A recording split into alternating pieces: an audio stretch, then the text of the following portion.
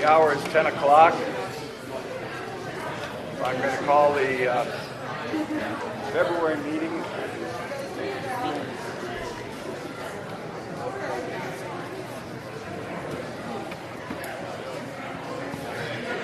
Meeting is called to order. Would you circulate the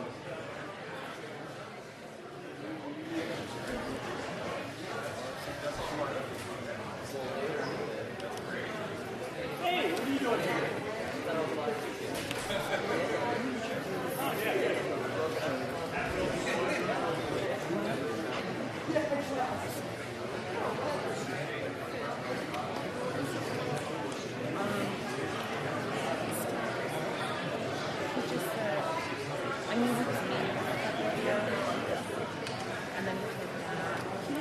meeting is called to order, please? We'll move on, whether you want to talk or not.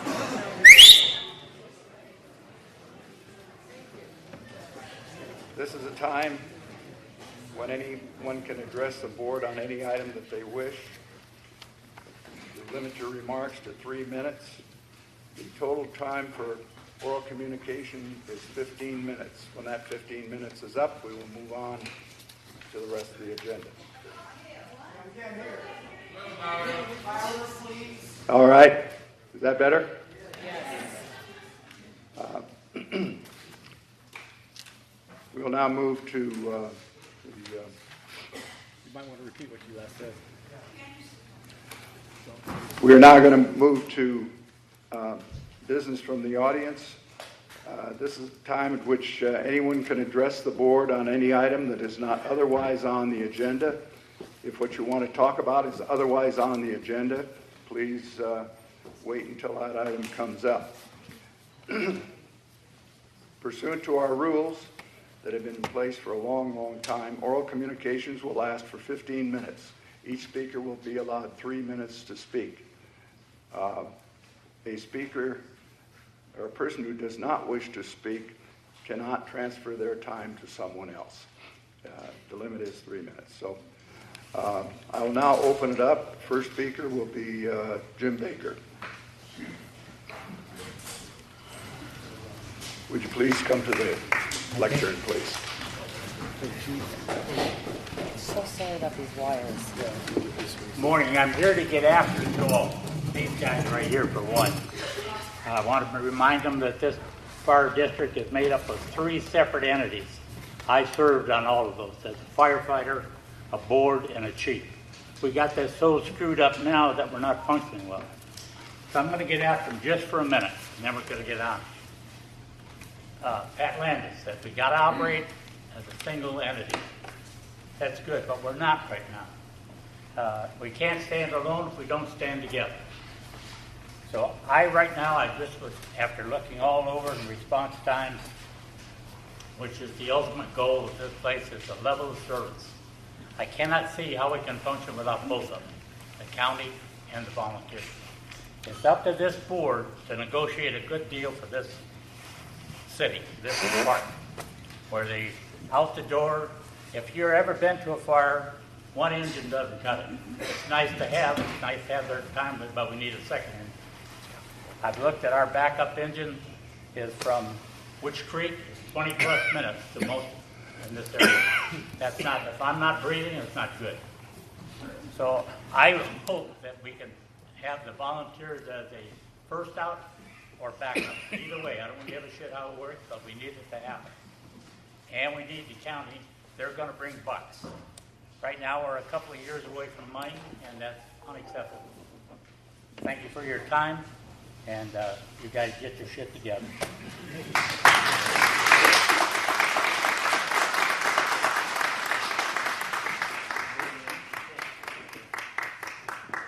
Pat Landis.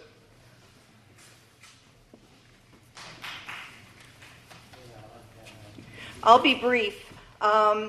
We passed around petitions and collected signatures. We had 168 signatures. 191 of them were approved. Over 50 were not approved because these are people who live in Julian. These are people who signed the petition. A couple of them are even volunteer firefighters who have moved since they registered, and they didn't notify the registrar of their correct address. Those 50 signatures were considered invalid. So we had more than enough signatures. We just didn't have people registered at the right address. A notice to redo the petition will be in the Union Tribune tomorrow. We already have more than enough people who have volunteered to step up and collect signatures again. We will repeat that process. We know what the error was. And by the way, it's unique to Julian because Julian is the only place in San Diego where you can have a P.O. box on your registration for voting and on your DMV. So that was the problem. People don't think to change because their P.O. box never changes. I'm aware of the financial issues in this district. I understand the revenue and the budget and have been a strong proponent of disclosing financial information to the community in a format that's easily understood. We have been in tougher situations and survived. We have a group focused on grants and fundraising, and the first plan is for a donation request letter to go out to property owners. We did this 2 years ago, and we collected $40,000. And we didn't even send the letter to all the property owners. We have people that are working on grants and fundraising, but we want oversight of the budget to make sure the district is conservative in its spending until the initiative tax is realized. We will go forward with the initiative. We will inform LAFCO that the community is taking action to preserve the district. We will continue to be activists for this cause. We will prevail over the board members who seek to dissolve our volunteer fire department. Thank you. James Stowers.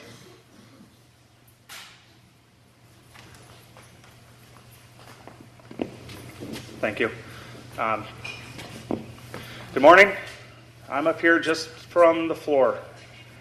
All the bickering, everything that has gone on over the last 8 months, it has finally started to affect the floor.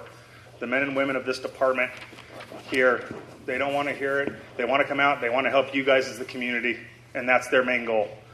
But the bickering and stuff going on between everybody, it's starting to really get to us. And all we ask is that we start coming together, working as a community to make this better for everybody. The men and women here are here for you guys. They want to be here for you guys day in, day out. The volunteers, the reserves, the company officers, the chiefs, we want to be here for you. That's all we ask. Thank you. Thank you, Mr. Stowers. Rachel Goddard.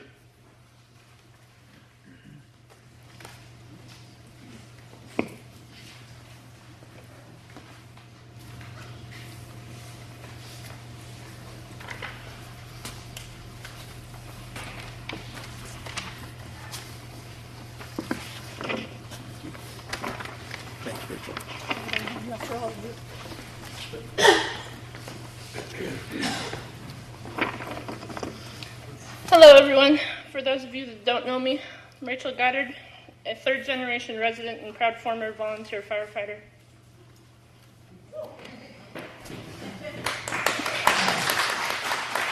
Let me tell you a brief story about why I fell in love with being a volunteer firefighter here in the community in Julian, Cuyamaca.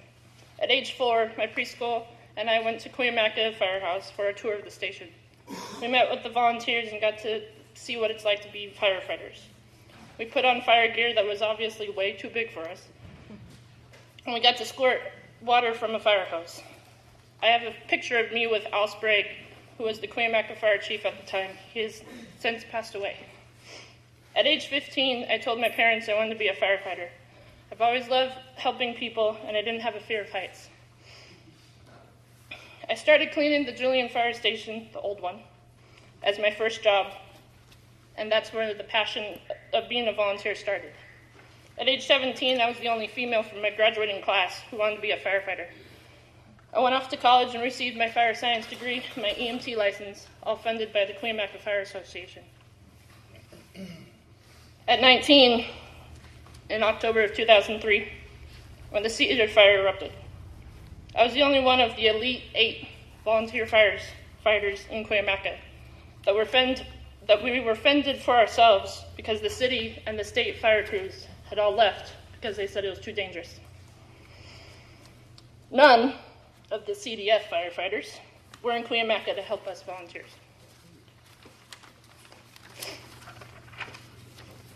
At age 26, I moved off the mountain, and I was told I was not able to be a volunteer firefighter with the JCFPD if I didn't live up here, although my heart was still here in Cuyamaca. At age 29, I attended the County CAL FIRE Academy number 20 and was sent off to Sunshine Summit, which is also ran by the county. While I was there, I felt like something was missing. Even though my training was on par with the county, what the station was missing was a sense of community. Because who's going to take better care of the community better than the people who live in the community? Better care, the people who raise their children in the community, the people who work in the community, the people who build businesses in the community, and the people who give back to the community. We are the people of Julian Cuyamaca. At age 33, I'm moving back up here in Cuyamaca, and I would love to rejoin the volunteer fire department.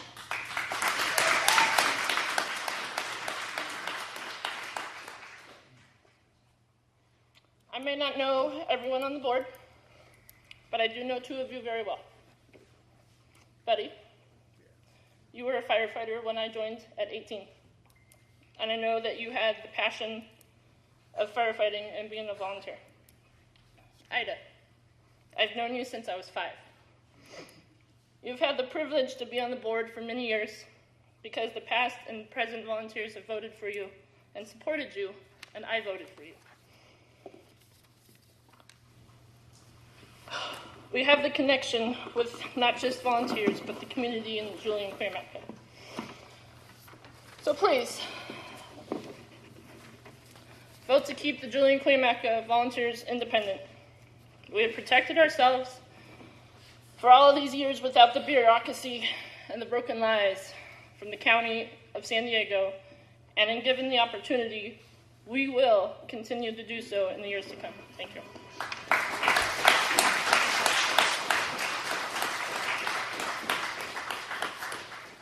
Thank you. Phil Grimm. I'm going to wait until the subject comes up. Thank you. Ron Plaka. Ron Plaka. I'm here. I didn't expect to be called upon. This is like going through detention. Your name's on the sign-up sheet for speaking. Oh, it is? Yes. Well, I'm fairly new to this area. I used to live in Escondido. We moved up here 5 years ago. And about the only thing I want to say, I said it a week ago. I had to be life flighted out 10 days ago, and the paramedics did a great job. They all need a big hand of applause.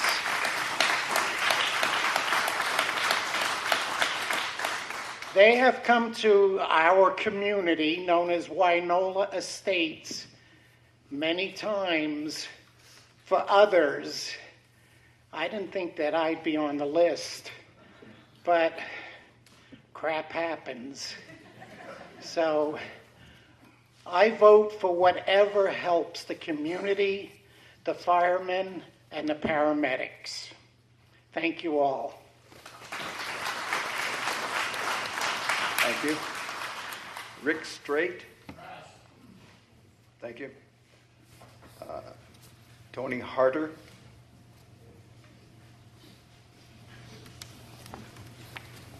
Well, first, I have a little problem with the 15 minutes total time for public input. When district matters are deliberated and decided outside of a meeting, not only is it a violation of the Brown Act, it's a definite violation of trust and transparency. It violates the public's right to participate in presentation of and participation in discussing the issues concerning our district. Discussion and acquisition of information should be available for public scrutiny. It's hard to deny such a discussion when there, obviously there are a lot of people here. So somebody's been talking about lots of things without the community being present. The public's only able to witness a shorthand version of the deliberative process, and our ability to monitor and contribute to the decision-making process is curtailed if we get 15 minutes total. So I hope you'll waive that.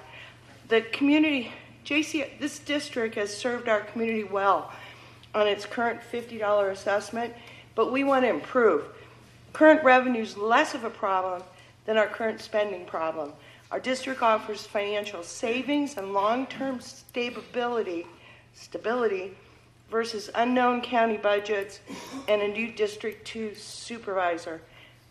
I found it interesting in reviewing the standard operating procedure and the chief's contract that it appears he has full discretion over district expenditures. Every other fire department seems to have a limit where the expenses require board approval and oversight. And I'll discuss the rest. Hopefully I didn't use 3 minutes, so I have a minute and a half left. Thank you. Thank you.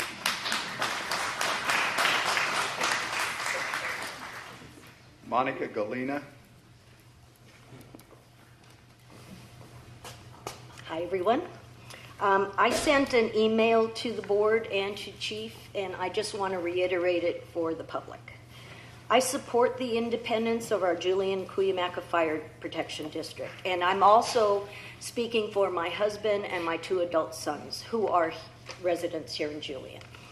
The board voted, and I believe it was September, to stay independent.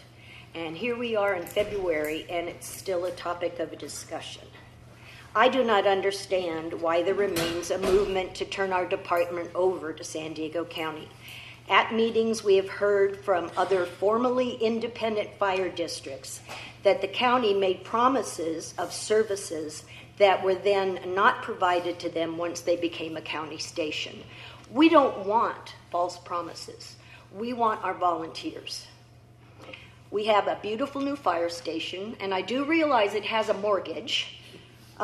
We have trained firefighters, despite what some will say, and we have equipment that belongs to the community of Julian. Don't give these away.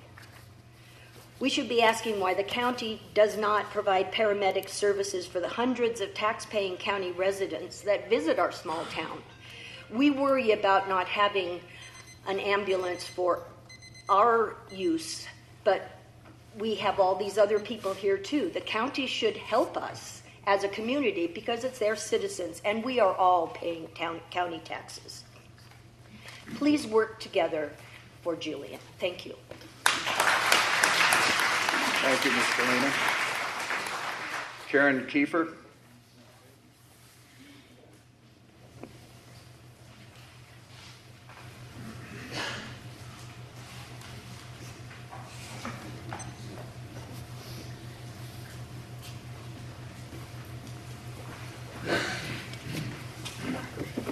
Hi, my name is Karen Kiefer. I was hired here in 2003 as a paramedic firefighter, and part-time, and then full-time 2005. Since I've been here, I've had the experience of working with amazing people, volunteers, and that's how it started. And then Chief Dubler, thank you. And then Chief Dubler started a reserve program, which is up and running right now just beautifully. We've heard things about, and they're volunteers too because they're not paid, so their motivation to be here is to serve the community. They talk about in the papers or whatever about the training. Carlsbad Fire has 240 hours of mandatory training a year. 2015, we have 271 hours of training on our books here. 2016, we have 275 hours of training on our books, and 2017, 332 hours of training. I'm a paramedic on the call. I work on the box, and I'm currently an EMS director here too, so I kind of put together all the data. Also, there were some things about being said that we're not adequately responding to fires. I went back through the last 6 months and finding, anyway, so let me find it. That we have only like 2 volunteers on fires. So here's what we have. January 2nd, we had a shed fire into vegetation. We had 7 personnel. We had 4 department vehicles. 117 structure fire, we had 5 personnel, 3 department vehicles. In December, we had 8 personnel in a structure fire, 6 and 6. And it goes on and on. So we have adequate response to you. What I don't understand is why we're not utilizing our closest resource, which is not Intermountain Fire or Descanso, it's Santa Isabel Fire. And it's my understanding that, and if you want to come to see me after the meeting, I can give you my resources, that County Fire Authority went over and scolded them, the tribal chief, for helping us. Something is very, very wrong. And I've been told I can't talk in meetings, I can't address the board anymore, I can't provide data for them. That's just wrong. So I'm just here to say that. The other thing is that our department is not trained medically or whatever to respond to you. What you get when we show up at your door, what you get is a paramedic, an EMT on an ambulance. You get a reserve, 2 reserves at least, or volunteers at least. Sometimes you get 2 department vehicles, depending on how many staff we have on for the day.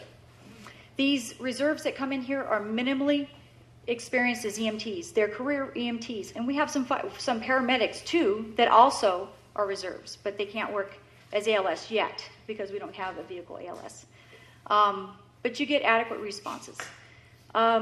I don't understand what's going on here. The county, I agree with Chief Baker. I agree completely. The county needs to help us. That's fine. Why are they not helping us is the problem. They want it all or nothing. And here's what you're going to get when you get a county engine up here. And I thought about this, and I'm done being angry because actually it's understandable. They have a broad scope in their, they have a whole huge area to cover. So they're responsible for the larger area. Karen, would you wrap up? You're over your 3 minutes. You're taking someone else's time. Okay. So what you'll get them, and then they're going to respond to all the traffic accidents and leave Julian uncovered in Agua Caliente, anything down the hill. They're going to go cover Pine Valley Station when they're out on extended fires. Who's going to be here then? So that's pretty much what I have to say. Thank you.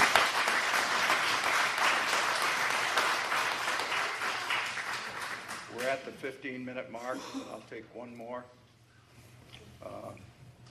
Brian Crouch.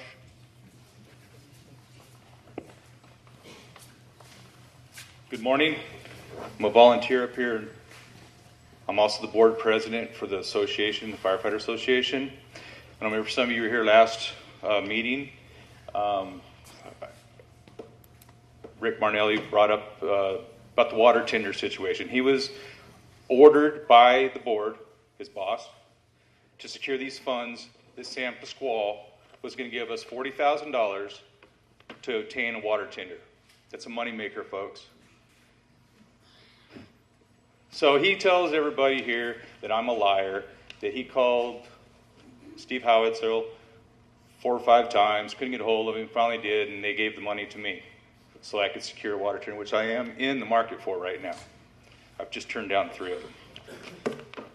So anyway, I was called a liar, so I'm here to clear my name.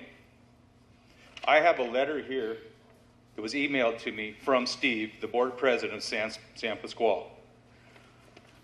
It states right on the top, Brian, attached is a copy of the letter I sent, snail mail, to each board member to P.O. Box 33. I also addressed a courtesy email copy to Chief Marnelli with his name and all that on right here. So prior to that last meeting that we had, when I was called a liar, the board was not delivered their mail from P.O. Box 33. There's 2 people that have the key to that. It goes on in here, he wrote down exactly what his conversation was with Rick. It says, to the board, Julian Cuyamaca Fire Protection District. At your meeting, November 14th, 2017, the San Pasqual Fire Department offered a $40,000 as part of a disposal of our assets towards the purchase of a water tender. In the subsequent phone call conversation with Chief Marnelli, he asked for the money could be used for workers' comp insurance, which I replied that I want it to go to something tangible. The next phone call, that's 2.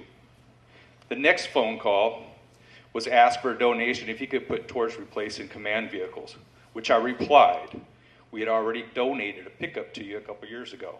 That's the white F-150 sitting out here. The next phone call, 3, he told me the board was hesitant to accept the donation because of the ongoing cost of fuel and maintenance on the water tender, and that only the volunteers were excited to hear about the water tender. San Pasqual Fire Department, being an all-volunteer fire department with no public fire hydrants in our district, valued the water tender, and it made us money when used in state responsibility fires. This being said, the decision was made to donate the $40,000 to the Julian Volunteer Fire Company Association, who are actively shopping for a water tender. Into my reserves, I'm here for you guys too. Thank you. We've gone beyond the 15 minutes allowed for public comment. Pardon me, Jack, I'm sorry to step on any toes. I don't need a microphone. I would like to say a few things. Number one, I appreciate every volunteer in this community, whether here at the fire district, people who work on boards and serve on boards, people who decorate town for Christmas. This community operates because of volunteers, okay? Now, I want to add one thing. My name is Ed Glass. I am not here representing the Chamber of Commerce. I'm here representing my wife and I as residents, my wife and I as business owners. Business owners. We have had paramedics and EMTs at our B&B 3 times. It wasn't a life-saving thing, it was life-creating. We had women go into labor at the B&B. Anyway, one of them gave birth in the back of the ambulance just outside of town. It was such a joy. Now, having said all that, I think it's clear, very clear, that we're not looking at the big picture here. There has been so much anger and demonization of people. I told Michael Hart that I don't need to light the newspaper that I use to build my fire at the B&B anymore. It self-lights. The letters to the editor are amazing, folks. But the demonization of people on both sides is unacceptable. The name-calling, the anger, the viciousness. Please, remember who we are. We're neighbors. If you disagree with somebody, don't make it personal. And do the right thing. We're turning our backs on county resources. There is funding there already. I know we've got an initiative to raise money to pay the way if it passes. But we're looking at a huge increase in the parcel tax, folks. We're paying $50 now. I've got 3 improved parcels. My $150 will go to $900. The other issue that we've got to remember, we are a visitor tourism-driven town. This kind of discussion will go throughout the county. It already has. And I think it's going to frighten people into not coming up here. We're already dealing with SDG&E's decisions to turn off the power. That is impacting people coming up here. Anyway, I'm way past my 3 minutes because I didn't have 3 minutes. I thank you for your time. Thank you so much. Can I briefly address? We will, I'd like to address the board and the members of the public. Thank you. we've passed the public comment period. I'll just take 2 minutes. If you want to continue, we'll adjourn the meeting and you can speak. Jack, at this point, I'd like to make a motion that we continue this. I would like to make a motion that we continue this at an evening board meeting when everybody in the community who can't be here during the day can come in and speak their piece. Yeah, right. I'd like a second to that motion. We got to continue this meeting. Right, that's the only problem I see. Is there a motion? I don't need a second to. Why don't we make a motion to have another meeting? Okay. Don't make the discussion. Don't make the vote now. Here, he wants to change it. We'll change the motion.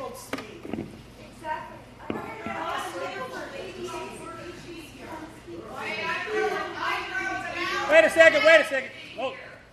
I'm going to change my motion to, instead of continuing the meeting, to a separate meeting on an evening to be chosen by the board, where everybody can get together, those that cannot be here today, that we continue this for another 15 or 20 minutes. That's a two-part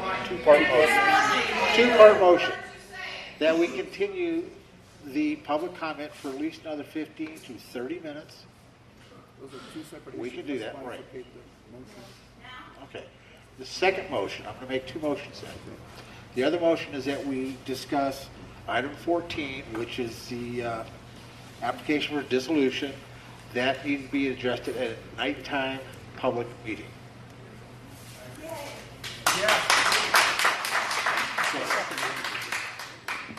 Let's take a separate motion. The first motion is to hold an evening meeting where we can discuss all of these items and have unlimited time for. No, he said item number 14 we'll discuss. That's number In the 14. evening meeting. That's number 14. And that's going to have all this stuff. The motion is to take item 14 off the agenda. Yep. And present it at a special another meeting. meeting. At a separate meeting. Is there? It's on the agenda right now. The motion is to take the item off the agenda and put it back on the agenda at another time. At a meeting within a week or so. At a meeting to be determined by the board within a week.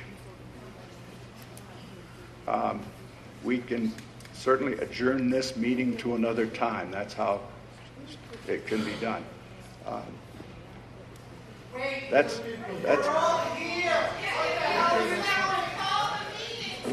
board.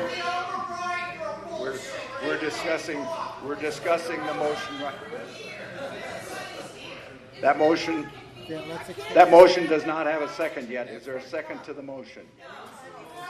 Second to the motion to remove item 14 from the agenda. I think we need to discuss both times. We can discuss it today and defer it, or we can take action on it.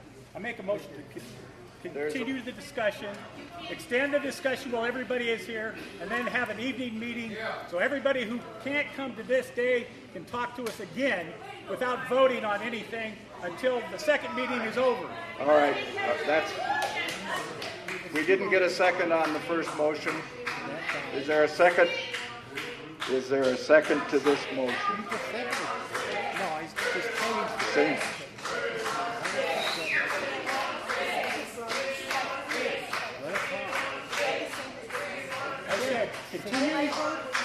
Continue the discussion. Continue the discussion past 15 minutes. Unlimited? Unlimited. All right, the motion is to continue open discussion right now. This is not on.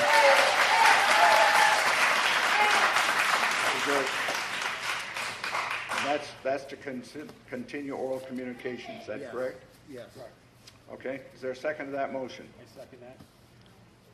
You made the motion. Oh, I made it, he seconded Okay, it. Okay, now, all right. got that, Missy? Yep. Yes. All in favor of the motion, say aye. Aye. Aye. Opposed? Motion opposed? 3 minutes, that's Okay. 3 minute time. Okay. We will, we'll go through the list of those who have asked to speak, and if there are any others who still wish to speak after that, we'll move forward. I may have stepped in out of order, but if I may, I'm already here. I'm sorry? I'm on the list. I'm not sure if I'm next, but What's your name? Mark Pienkos. Mark Pienkos, yes. Okay. You're on the list. Hello, everyone. Feel a little bit dressed, I think. But I drove up here, beautiful drive. Can everybody hear me? That's better? Okay. So my name is Mark Pienkos. I am an attorney, and I represent the Julian Volunteer Fire Companies Association.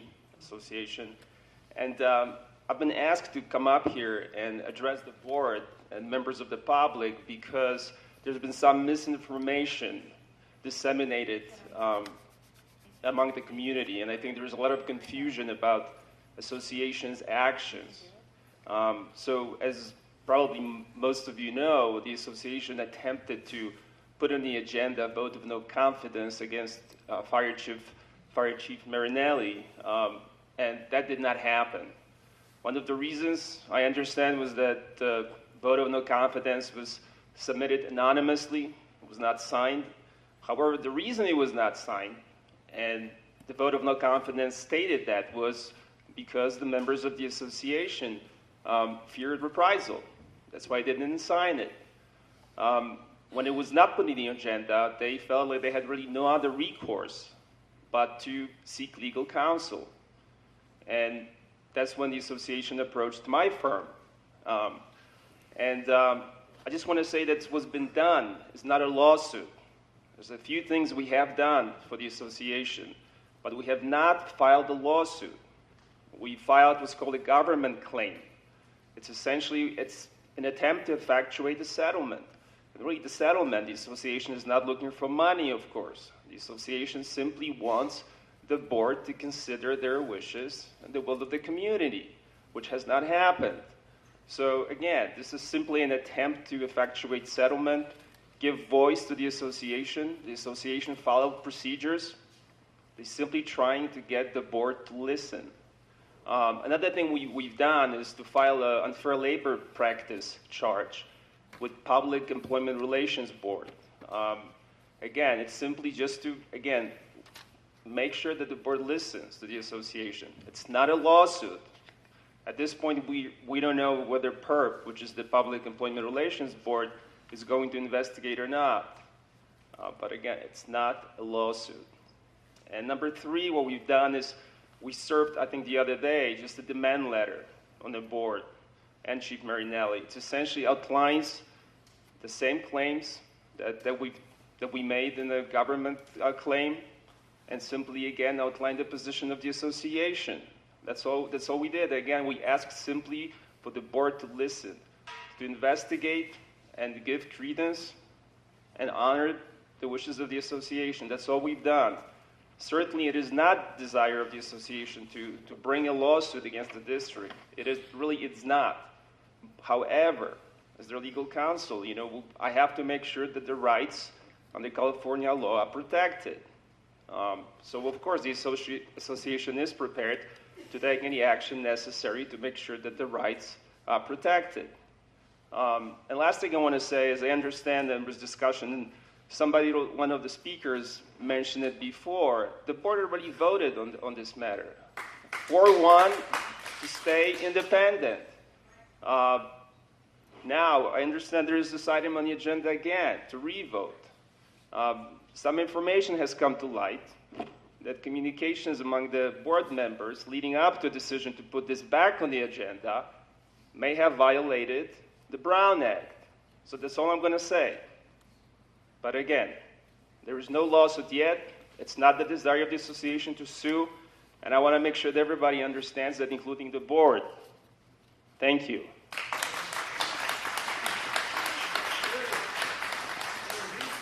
The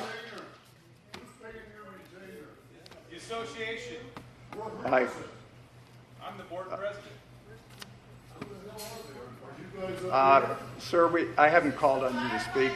Please be seated. And I don't normally respond to speakers. I'm not here to debate them. However, I'd like to point out that the damages requested by Mr. Pienkos is $25,000. He said they're not looking for money. But I have the claim in front of me, paragraph 14. The association's damages exceed $25,000. Thus, a court will have unlimited jurisdiction over this matter. That sounds like a lawsuit coming to me. If you don't do your job. I'm just reading. I'm reading from his claim. Yes. You know, the insinuation that we are doing things illegal behind your backs is ridiculous. I talked to Jack about something, and I personally did not call anybody else because I know what the rules are, and I have followed them all these years for 13 years. Don't you ever dare accuse any of us of being liars or cheats or doing things behind your back. I'm so sick of it now. Thank you. Thank you.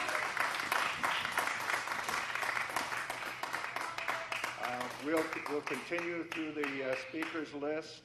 We jumped way ahead to be able to hear from Mr. Pienkos because he jumped in front of everybody. But we'll now hear from Leslie Crouch. You signed up to speak.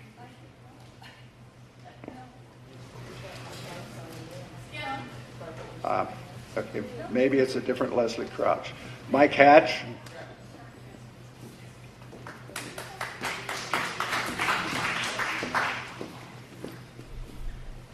You want to see this? You want to see your... My name is Mike Hatch. I've had the privilege of working with the fire department, the volunteers and reserves for, 10 or 15 years. I also worked with the Explorer program, since my son was 12. There's a few things that have come up recently that I'd like to speak to. One is vehicles. We currently have a rescue that's been out of service, I think, for 5 or 6 months. It does not take 5 or 6 months to fix a rig. We also have the brush engine down right now and the engine out of Cuyamaca down. If all the holes in the Swiss cheese line up, that could be very bad. The board needs to step up and make sure these vehicles get fixed.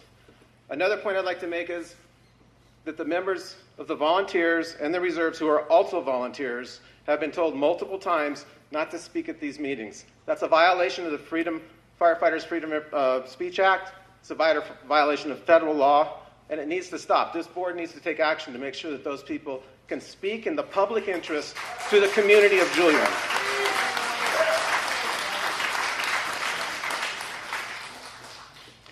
Jack Shelver, president of the board, recently sent out an email. I think a few people out here got it. He said there's 12 volunteers responding on calls in this district. That is purposefully misleading. There are 30-something reserves that do most of the responding.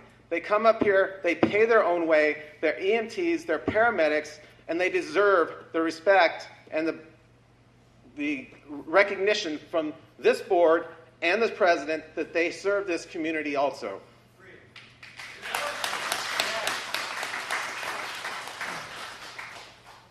That if we are to dissolve this district, we will lose the medic services we have right now. They will go to another company. Those companies do not provide medics that are trained in fire, low-angle rescue, or extrication. You will get 3 guys on 1 engine covering from Vulcan Mountain all the way to Paso Picacho. The medics will only do medics. We have had multiple cases where our medics have gone over the side to pull people out of cars. We've had multiple cases where our medics have gone on fires and put the fire out. the information you're getting is not complete unless you include the loss of the medic services that we currently have. Thank you.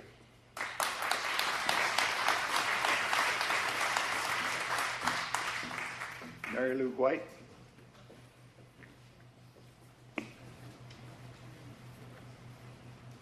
Hi, good morning. My name is Mary Lou White. I'm a resident here of about 30 years. We are property owners. And as people express their opinion, I'm interested in knowing, are you going to be responsible for the fee increases that are coming our way? Because obviously we don't have enough money. And I guess that's my primary reason of wanting to align with the county, is because we don't have enough money to do the job. If I didn't have enough money, I wouldn't do it. I mean, and from the bottom of my heart, I thank the volunteers of this community. Two of my favorite speakers so far this morning were Ed Glass, just acknowledging that the backbone of this community is volunteerism, and also Jim Baker.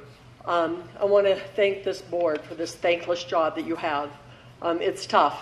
This is a difficult decision. I get the impression that there's a lot of emotion behind the decisions being made besides business. And this is a business. And if we don't have the money, how can we continue to run the business?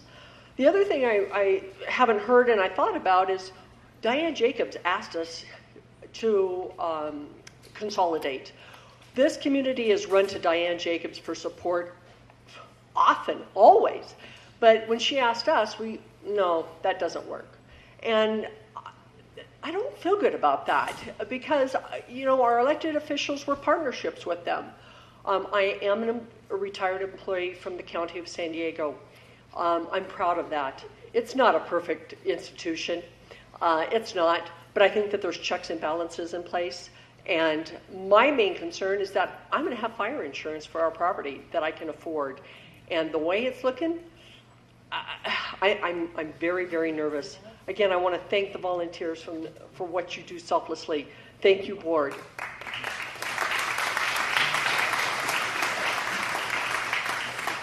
Thank you, Mary Lou. Carl England.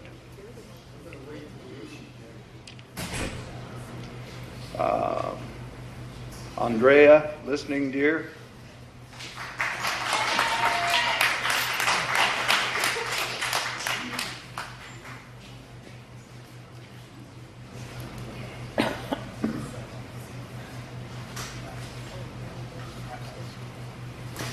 We better order in pizza.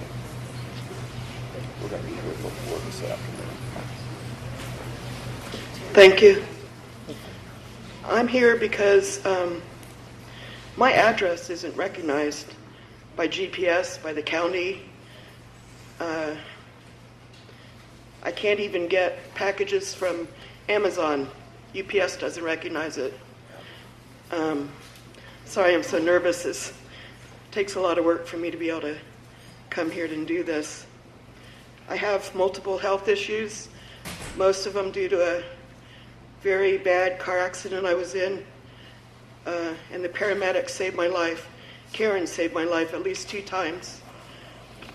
I'm here because, thank you. I'm worried. I've heard that it may take 30 minutes or longer if we go county for paramedics to get to me. And I'm not an extreme case. There's many other people like me. People are on dialysis machines, people are on IV machines, ventilators, all sorts. We're backcountry strong, and we need help. We can't wait sometimes 30 minutes or longer. So I just wanted to say that. And because we're backcountry strong, we also know in our heart what the right thing to do is. I'm very disappointed also in the politics, the bitterness. We know what is right for our community. We are neighbors, we are friends, we are family. Let's do what's right. Thank you very much. Thank you. John or Linda Harden.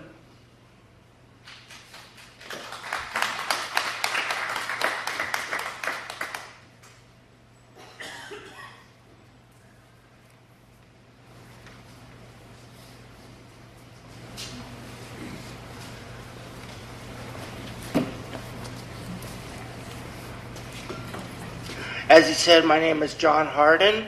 I'm a proud property owner up here for almost 5 years, and we've been in the community for almost 10. I'm also a substitute school teacher, and the idea of closing this volunteer company frightens me. It frightened me when it came up first. It frightens me even more now because I hear that the county, who is supposed to back us up, is closing 2 stations. It's already a risk with them alone with the stations open. If we have a motorcycle accident, which I understand from one of the firefighters happens almost every weekend. My wife and I have serious medical conditions that need prompt attention. And to have those issues unanswered for 30 minutes just isn't acceptable. On top of the fact is, what if there's a motorcycle accident and those resources are called to serve in that accident? Then that call time could increase substantially. On top of that, our home is not visible from our street, which is difficult to find in the first place. The local people know exactly how to find us. I can't say the same for county firemen who may not even, may be driving up the hill and be totally unfamiliar with our community. So like I said, we've heard money and things like that. I think we need to support this fire station happening. I think it's frightening, the idea of it closing. And I don't want to be frightened in my own home or when I work at the school watching over your children.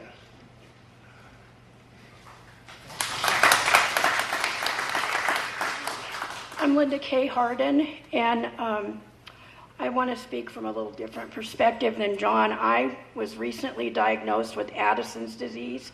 It's a rare disease, and some doctors don't even understand it. That's why it took many years for me to be diagnosed. But even more so, I want to be able to rely on paramedics and medical support that can know a small group of people like we are in Julian. And when they come to my house, they find it and they know, oh, she's got Addison's, she'll die without steroids.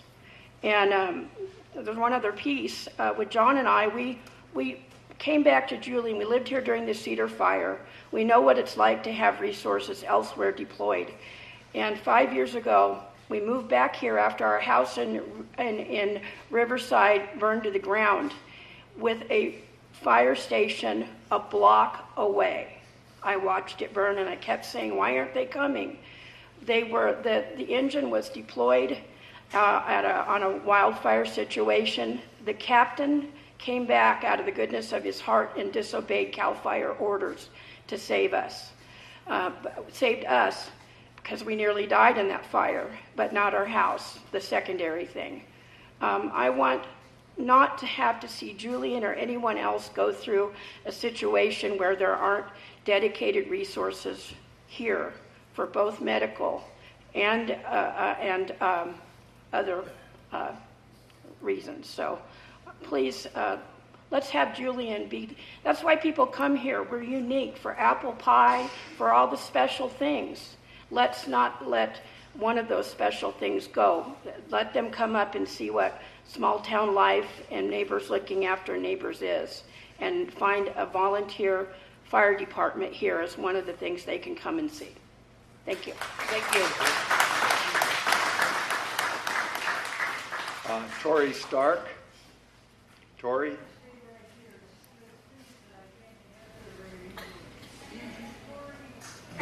Would you stand, Tori? Thank you.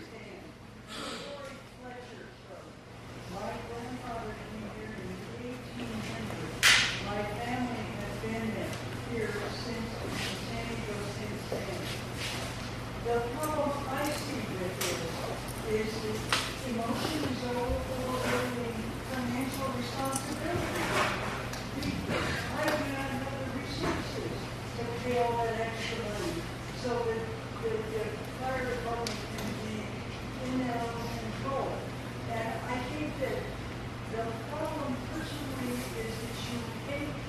the fire authority, and you think you're going to lose everything you've got.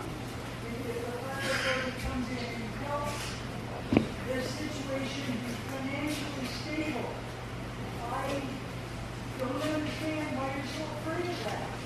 I think the volunteers are fantastic, and we have always supported the volunteers. That's not the issue. It's money. And they will bring the money to it. They're not going to take everything away. They don't want to help us be financially stable. That's all they want. What's with that? Thank you. Bill Everett.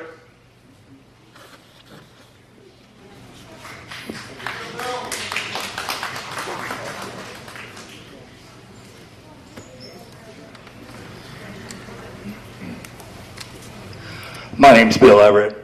For the life of me, I don't understand why people think that the county will actually deliver what they're promising. They haven't done it. Look around you. Look at all the other stations. The county just hasn't delivered. And what recourse do we have? Absolutely nothing. But I came up here to talk about the CAL FIRE station closures. Everybody knows that's the case, and I'm sure people know that CAL FIRE is responsible for fighting wildland fires. They always have been. And no matter what happens here, they always will be. But they just closed 2 stations in our backcountry here. If ever there was an indication of just how low Julian is on CAL FIRE's priority list, you have it right there. And these are the people that want us to trust them. Thank you.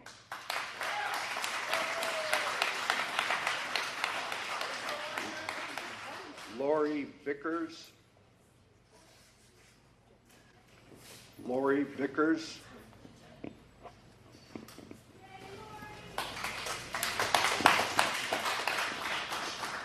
Hi, I spoke at the last voting meeting, so I'm not going to go over all of that again. But, you know, as I had been thinking when I heard that we were going to do a revote again, I was pretty baffled. When I heard that we were going to do another revote after the last meeting, I was pretty floored. It seemed pretty close case. But a lot of the things that I wasn't able to think about to say at that meeting is to our volunteer fire department, like how amazing they are. All of us, in whichever community we're in up here, we have a handful of volunteer firefighters in our own backyards, and that are not just sitting at the station and waiting. I have one right here who's literally right there, and I know before he even got on the fire department, she had her scanner, and she would go because she didn't want to get paid. She went to go help people, and she drove to those scenes. Not that long ago, we had an incident, and someone had gone over the edge, and we just happened to hear someone laying on their horn in the middle of the night, and it was so foggy, and no passerby on the highway would have seen that. It was just the horn that we were able to hear. So my husband was able to go out, follow the horn, and find it, and goes through the call, and who's the first person that shows up? Starlin is, because she was literally like 3 houses away, so she was able to be there. And when I have my calls, which I have a lot of calls, I'm a frequent caller. I have Brian who shows up, Karen, she's another one. She saved my life. But we have the resources with our volunteer fire department. If there is a structure fire, it's our volunteers that are going to come and take care of our house, not CAL FIRE.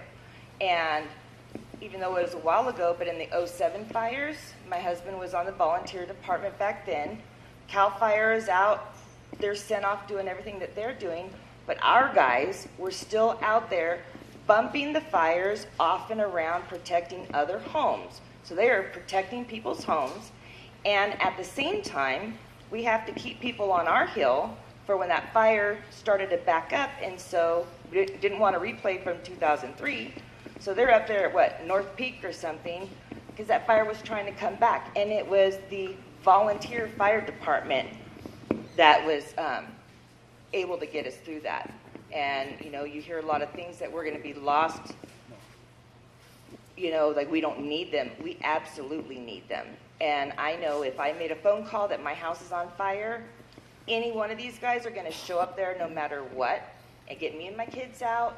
They're not going to look at all the logistics or any of that. They're going to come because they want to come. They want to be there. They're not getting paid. They have a passion for it. And when this is gone, I can't expect my neighbor to show up at my house in like a minute when I can't breathe. I won't have that anymore. And that speaks for a lot of people. And it's just not just medical. House fires, it's all kinds of things.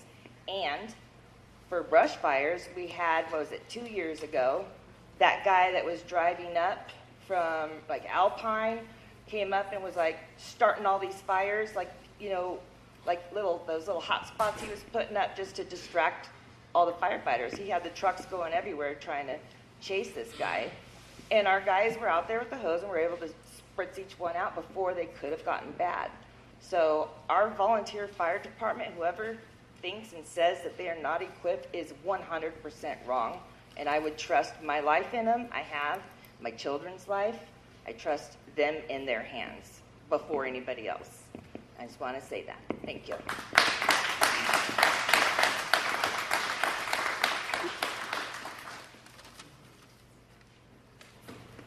Thank you.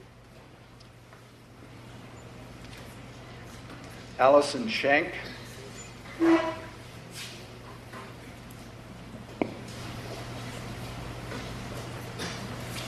Hi.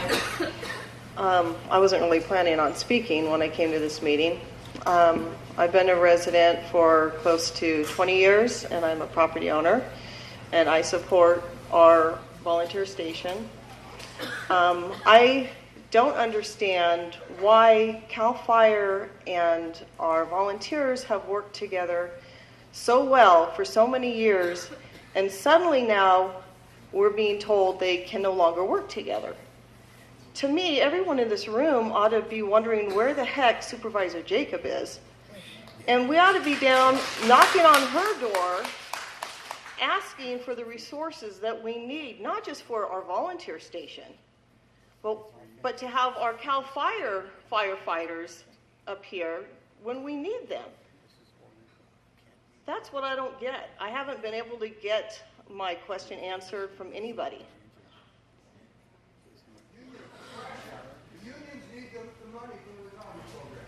Well, you know, I have my suspicions. I wonder, you know, Supervisor Jacob wants to leave a legacy, and she wants to leave behind having, you know, unified all firefighters. But she's doing it at our cost. I am piss poor, recently divorced. Yes, I get $186 a month in spousal support. Wow. If I have to go and collect aluminum cans on the beach, I will do it, because I believe that keeping our volunteer station open is important to our community. And I'm willing to do whatever it takes so that I can pay that fee, so that my family's taken care of, so that we have the volunteers that we need so badly up here to come to us when we call. I am a property owner. Well, you know what? The thing is we really should be going to our county supervisor, letting them know, hey, we do pay property taxes, and so they should be funding our station. We shouldn't have to pass this. That's what we really ought to, everyone in this room ought to be mad as hell, not at the volunteers, not at CAL FIRE, not at the board, but at the damn supervisor for not supporting our backcountry needs.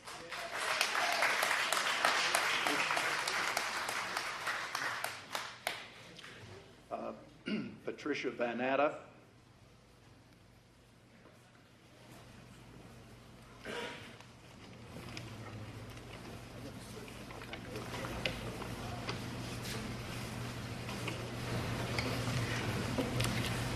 Hi, my name is Patricia Van Atta.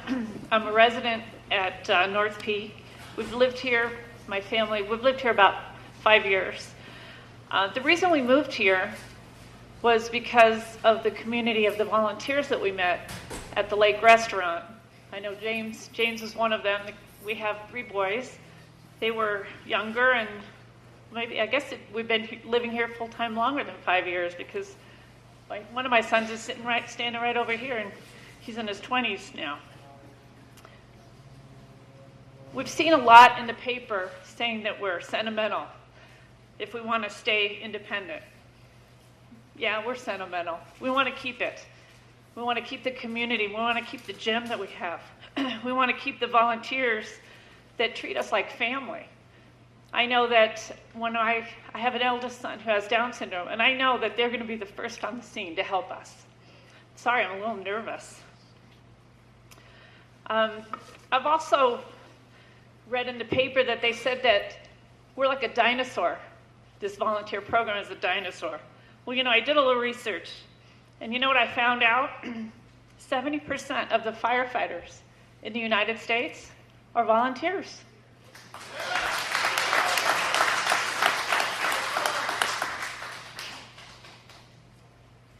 Out of 1,160,450 firefighters, close to 815,000 are volunteers. In small rural areas such as ours, from 2,500 to almost 5,000 population, out of 212,000 volunteers, 200,000 are of the firefighters, 200,000 are the volunteers out of that 212 firefighters. In populations under 2,500, 404.5 thousand volunteers are the ones serving our communities. That's a lot. And this came directly from sorry about this. It came from the National, Volunteer Association. So these numbers are true. So I say to you, we're not dinosaurs. We're part of a big group. We're part of a big family. So what can we do? We need to help the board. We need to help them. We need to find the money. There's tons of money that FEMA is giving away. We are not in the game. I have a group of people that are willing to help. Missy's been doing her research. We need to get behind them and get the money that they need. These are volunteers. We need to get behind the board. The board needs to step up, do the right thing, and get us on board to help them. Thank you.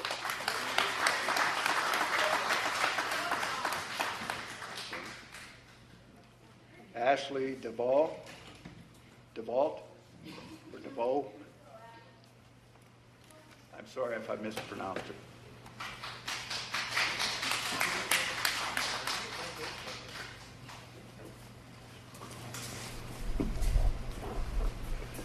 Hi everyone. I just wanted to speak on behalf of our firefighters, our volunteers, because I think the volunteers are really, really wonderful, and they've done a lot for our community. I remember back in 2007 when we had the fires going on, I had to evacuate, and I couldn't go back home for like a week. And the firefighters made sure everyone in the town was fed. And I was only 11 years old at the time, but it just really touched me. And I don't want to lose them because my mom is also kind of a sickly person, and I want to make sure that there are people there to take care of her because she has high blood pressure and she has cyclic vomiting syndrome, and I'm in college, so I can't always be there to protect her. But I know that our volunteers are always looking at their scanners. They're always making sure that everyone who's in need gets what they need. And if there was a structure fire, what if there was someone in the building, What if they couldn't call for help? Would you just let the building burn? So, it's not that CAL FIRE isn't a great group of firefighters as well, but what we have for our community is ideal for us because we know each other, and they know my mom's needs, and they know the other people with sicknesses here. They know what they go through and what they need, but if someone didn't know them, who knows what could happen to them. So I think that what we have is ideal. Each community has their own needs, and ours are being met. Ours really are being met by our firefighters. So That's all I wanted to say. Thank you. Jacqueline Egan Berry. Jacqueline. All right. Hello, everyone. I'd like to say we already voted on this. Yes. And here we are again. And I have a theory that we're going to keep voting until the county gets what they want. That's what they're going to do. And I wonder if you know that they are not legally bound to provide fire and EMS services. That is the truth. Now, we need to... They have a contract. That's what they signed a contract for. Please, let the lady speak. We cannot trust CAL FIRE, or the county rather, we cannot trust them to have our best interest in mind. We cannot. Who wins either way? Who wins? If the county takes us over, who wins? We don't win. Chief wins.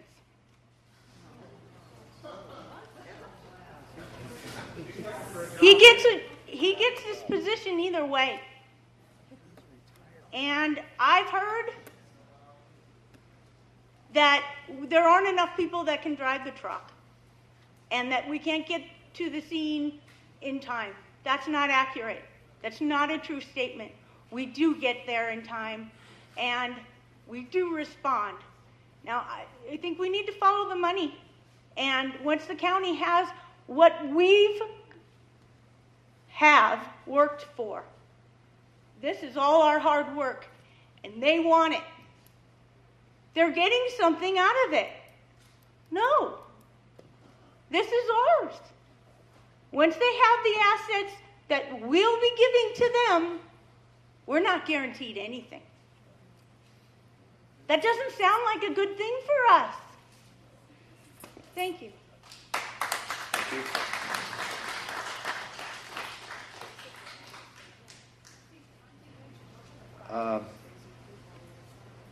I'm not able to read it very well. I'm sorry. Ian Van Atta. How you folks doing today? Well, I just wanted to share some words, and I was a volunteer firefighter here for 2 years. This town has given me so much and showed me what passion is about having the right and having to be able to share.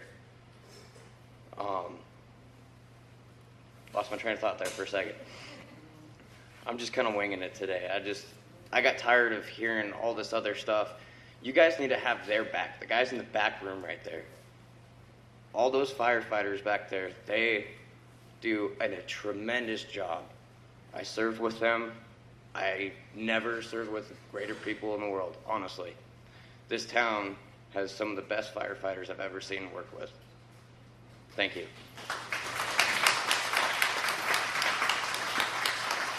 Thank you, Mr. Van Atta.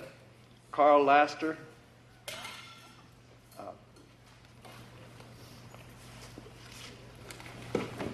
Hi, my name's Carl Laster. I'm actually Jack Shelver's neighbor, and we just moved up here about 5 years ago.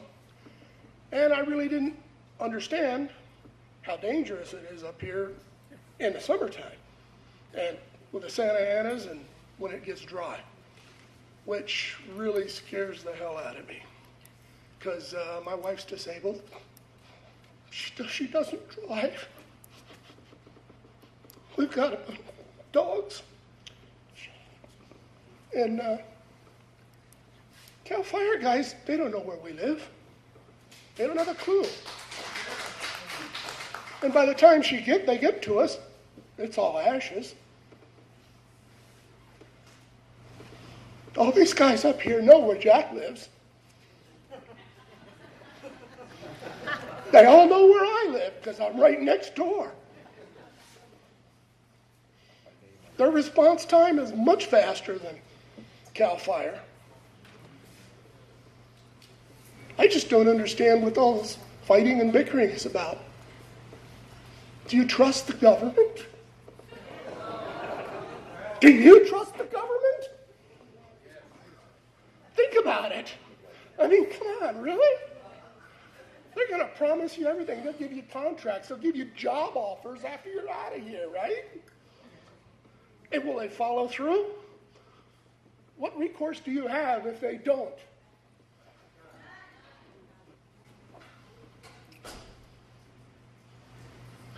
I just think it's a big mistake, and I love living up here.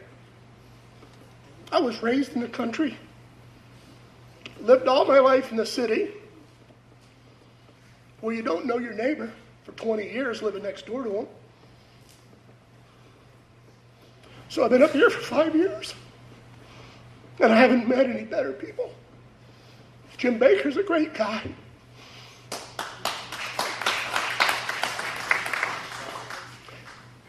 I don't know about the board, because I've heard a bunch of rumors, and I'm not going to spread them or say anything. But, I think the only person that's interested in doing this is Diane Jacobs in the county.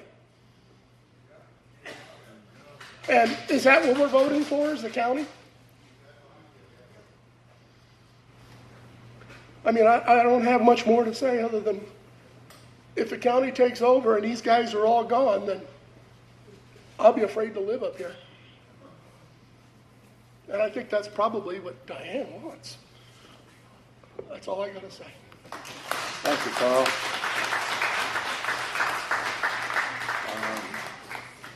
Phil Grimm. Good morning, everyone. Okay, volunteers, firefighters, God bless you. You all are volunteers. Every volunteer that I've ever met, every firefighter that I've ever known is all volunteers. Why? Because they're not drafted. I was on the draft team, but I volunteered too in the Marine Corps. Now, one of the things is that they said that a couple of vehicles, Chief, that were broken down, correct? Okay, what are they broken down for? Are they waiting for parts? I did 40 years turning wrenches on this equipment for the military. I guarantee it, these things are not easy to work on. Okay, you have to be certified to be able to work on it. You have to be a certified shop to work on it. Now, you guys do a fantastic job. I'm not, would never even deny that.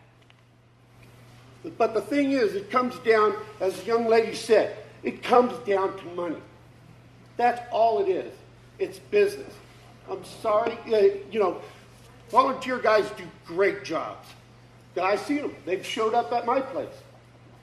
And I won't deny that. I won't take that away from them. But nowhere, I haven't yet seen any contract. From what I understand, correct me if I'm wrong, guys. I could be totally wrong on this. But nobody has seen a contract.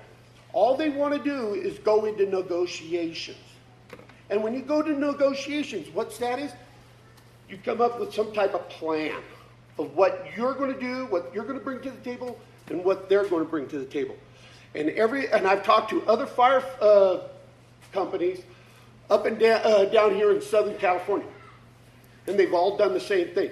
One, just because down there in Shelter Valley, they need to have a fire station down there. Why? Was some building got burned down there, so now they got a full-time setup. What did they have to do? They had to go to the county, and they had to actually negotiate to have a full-time setup down there. Now, that's what all about negotiations. This equipment is very expensive to work on. That's all that anybody has been saying. They haven't taken anything away from you. The county hasn't taken anything away, and that is not even their proposal. Wait, let me finish what I'm saying, please. The thing is, the county has not said one way or the other. That is where the board that we voted for job is to go out and negotiate these things. So, When they go up there and they negotiate, they say, okay, we want to have this. We want to have our volunteers. And they've said that they're going to bring the volunteers on as reservists. I did my active duty time. Then I went into the reserves. Did I have active duty guys say, hey, you're not a Marine? Absolutely. But after 22 years, I proved myself in combat and other places. Now, the thing is, this has nothing to do with personality. This has nothing to do with whether or not you guys do your job. It has nothing to do with that at all. It has to do with money. And a lot of us are all on fixed incomes. I'm on a fixed income. I'm a disabled vet. Now, I may look like I'm pretty healthy, but there is no way I could do what you guys do. No way. And I hope that you guys are going to be there for me. Absolutely. And that's where, and I would be glad to be able to sit down on the negotiation table with the county if I had to. But the thing is, guys, let's look at the big picture. We just don't have the money. You know, if I want to go get something, I want to get a new car, I want to replace my vehicle, guess what? I can't do it. Why? Because I don't have the money. If you can't fix these things, you can have all the volunteers you have. You can have all the firefighters in the world. You can have people to be able to be here 24/7 a day, every day of the week. But the thing is, if you can't drive down the road with these rigs, you're not going anywhere. So let's get the personalities out of it. And you guys, yes, you guys who are in worse shape than I am, I'm glad that these guys were there for you. I hope they're there for me too when something happens to me. The fires that I've had at my house, I've been able to take care of because I got fire extinguishers all over the place. But the thing is, guys, let's get away from, as a lot of people have said, both sides. Let's just get along here, okay? Stop the bickering. Stop the name calling. Knock it off. This is a gunny sergeant talking, okay? Now, knock off the name calling, and let's sit down, and rather than look at our differences, let's look at what we have in common. Because somewhere along the line, we can come to a compromise here, guys. Okay? And board, God bless you. You guys have done a great job. Chief, you've done a great job, and I'm just hoping that we can continue doing this. Is there any questions then? I'll be happy to answer. Thank you. Thank you.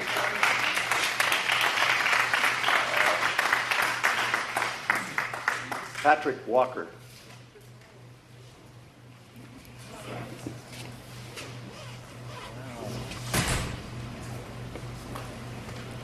Good morning, my name is Patrick Walker. I'm the Deputy Vice President of CAL FIRE Firefighters Local 2881. We represent 450 firefighters in this county, almost 6,000 statewide. There's a couple things I want to clear up. First of all, we do get along with your volunteers, and I'm talking on the union's behalf, not a department. I represent the union. I do get along with your volunteers. I fought fire some of these guys. We want to retain them. We're not looking to close the Julian Volunteer Fire Station. This would be a merger, a partnership together. But what needs to happen before I get too far into it, is need to sit down and work on a negotiation that makes sense for everybody. Like Mr. Grimm said, right now we're in negotiations. What do you think the union does? We do negotiations. What can we do to make this right?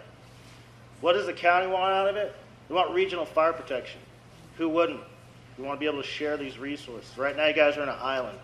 You talk about the CAL fire stations being closed. That's not a county fire decision. There's a certain amount of money allotted for that. You guys have said, hey, we can cover it up here. We're going to take care of it. So they've reallocated those positions or those engines to other locations. It's nothing personal. This is, what's that? No, you guys have said you have your own fire department. Right, not for wildlife. What is your responsibility? Wildlife, not sport. No, I'll talk all day, all night, if I have to. That's what I'm here for. What's that? No, just let the man talk. Everybody else got the chance to talk. Let him talk. He has the floor. Please respect him. We've all respected the rest of you who spoke. I'll talk about that. I talk about CAL FIRE, but says CAL FIRE's only responsibility is wildland. You guys, somebody is confusing people. At my fire station, there's not a wildland engine. There's a ladder truck at my station. of which we're on, with paramedics, and a 4-person Type 1 paramedic engine, just like the one that was here until January 1st that was closed. We're not, CAL FIRE, yes, CAL FIRE is a state agency's main mission is wildland, but they're all risk. We will turn from a wildland fire to go to a medical response. If you felt abandoned in 2003, 2007, I can't speak on behalf of that. I can tell you, though, I personally was here in Julian in 2003 fighting fire, next to your guys, as a firefighter for CAL FIRE. I didn't abandon you. CAL FIRE didn't abandon you. There's not enough fire engines for every household. You got to set those priorities, you know, things happen. But it's got to be clear on the all-risk part that we do everything. You know, I've worked at Riverside County for 10 years, ladder trucks, hazardous materials response team, paramedic ambulances, helicopter. I'm not just a wildland firefighter. I'm a structure firefighter. I'm an EMT. I go to more medical aids than I can remember. You know, so that's what we do. We do everything. You talk about losing the ambulance, whole and separate issue. That has nothing to do with county fire, has nothing to do with Julian, Queen Mac, has to do with county EMS. My opinion is that ambulance is probably going to get, it's going to come up for contract, as we all know, and it's going to get rezoned. That has nothing to do with this decision. They're regionalizing things, doing more for everybody the best they can. A regionalization is such as where I'm down, at the zone where I'm at, where you have Alpine, Hamul, all South County Fire, all that are one ambulance zone. So that contract got that. That's happening here. The draft came out. Some people saw it. I'm confident that's going to continue to happen. Regionalization is key. We do not want to rid these volunteers from this community. That is not our mission. How can you say you're fat and inept and lazy? How can you say that? Would you please, Whoa. please be quiet. I said Would you- that? Hey! Let him speak his piece. Would you please,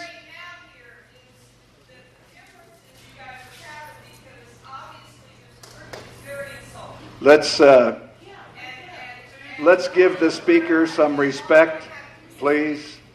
You may disagree with him. You may disagree with other speakers, but we have tried to remain respectful of the folks who have the floor. Please continue. You have about 2 more minutes. I don't want to We're not argue. going to be here all day. I don't want to argue. I want to work with everybody. You know, the name calling, that needs to stop. If I said something that offended anybody, I apologize. You know, but a lot of things have been said to me. Okay. Let's. No, I'm saying right now I'm speaking. Sir. A lot of, ma'am, a lot. Ma'am, would you please sit down? What? We can talk about that after. Right now I'm talking about fire protection EMS services in Julian.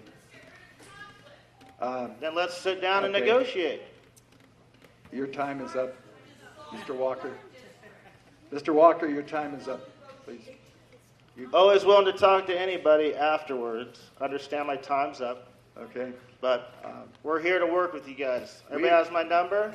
We agreed to extend the time, but not indefinitely. Thank you for coming. Thank you.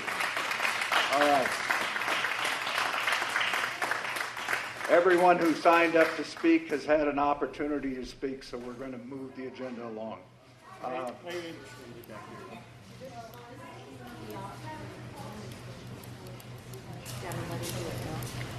Okay. Oh. Yeah, I'm sorry.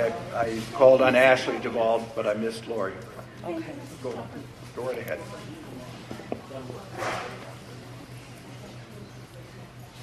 All right.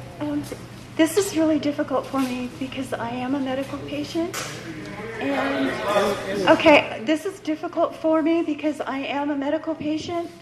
I have 2 syndromes, and my time is limited to get to emergency services. If my insides do rupture, I have a limited time before I can get surgical intervention.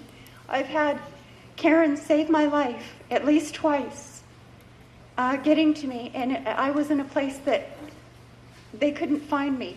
Only our locals will know where we are. Our sheriff's department lives here. because they are residents. They can protect us better by being residents. That should tell us something. We live here. They live here. They are on their scanners. They can get to us in a few minutes. If we give a property address, they're going to have to look it up on CAL FIRE. They don't know where we are. That's a problem. If that delay in getting to us is going to equal, the delay in time is going to equal lives lost. And I don't care how much money that costs, then we need to find it. But the answer is not getting rid of our people. The answer is working. We've always worked together. Why are they taking the resources from us? Our fire department is not trying to get away from negotiations. They want to negotiate, but they don't want to be cut out. If CAL FIRE comes in, our guys are gone. Did anybody say that? No. Okay. No, they are gone. Yes, they are. There is no transition. There's no plan to have a transition with our firefighters. Ranchita, look at their coverage, though. Look at their coverage. They're closing stations, skeleton crews. I mean, there are a lot of people up here. We have accidents 3 and 4 every weekend. Life-threatening. The only ones who are going to find somebody by so-and-so's house are our people. That's our people. And I'm betting my life on this. I'm betting my life on them. And please don't get rid of them. Please. My daughter needs to have her mother watch her graduate from college and get married and have children. And I've lived here for a very long time. And they save my life every time. We can't be without them. Please don't do this. And that's it. Thank you. Thank you. We've now gone through the list of folks who signed up to speak, so we'll move on with the agenda.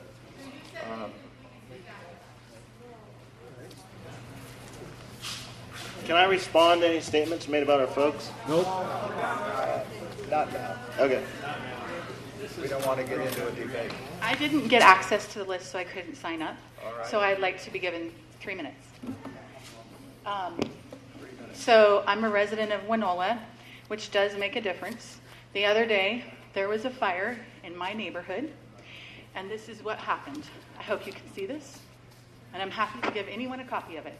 This is what happened in my neighborhood. Rescue 56, Medics 56, a water tender, Santa Isabel, love you guys, and Battalion 56. All of these people down here represent our volunteers that came. These represent Santa Isabel. I brought him some barbecue. And these represent CAL FIRE. They did come. They had a little bit of a hard time finding it, but they did come. This, two. This is what happened in my neighborhood.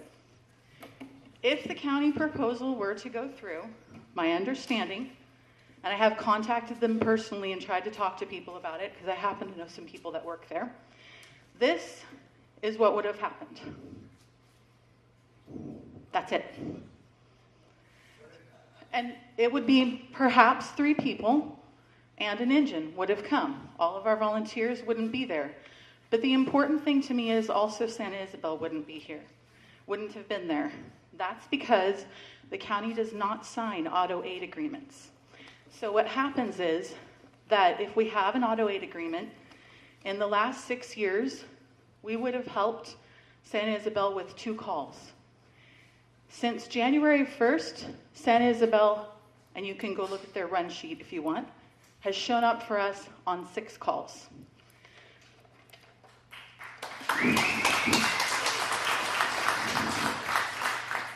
I was raised in an anti-legal action family. We didn't like conflict in my family.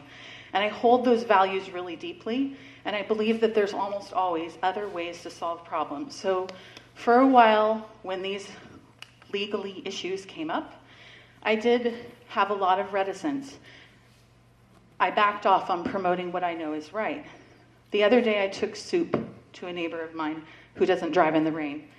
And he told me that that's not the right thing to do. That because I disagree with the actions of a few, or am not comfortable with their actions, I shouldn't abandon my community, and neither should you. I'm frustrated with people who are mean and nasty and call names and smack talk each other, but that doesn't abdicate my responsibility to do the right thing. Also, there's a lot of misinformation about ISO ratings and reasons that people don't get their insurance. But without an auto aid agreement, this station is too far from my house. My insurance will be canceled and renegotiated, and my bill will go up by approximately $800 to $1,000 a year. There are no people in San Diego County, despite changes in ISO ratings, who have had their insurance bill go down related to a change in ISO rating at this time, because insurance companies don't just consider that. So like Pine Valley, for example, their ISO rating recently improved. Their premiums didn't improve, and they probably won't, because there's other issues. If a fire burns up Noble Canyon, Pine Valley is going to burn down. That's just the way it is, and they know that. You're 4 minutes into your 3 minutes. Thank you. And I do have all of the ISO information from my insurance, and I'm happy to give a copy to each member of the board after the meeting. Thank you. We're now going to move on with the agenda. Ready.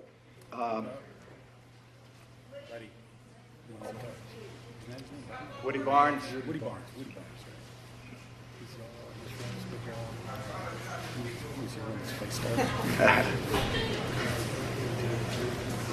Woody's been around here a while.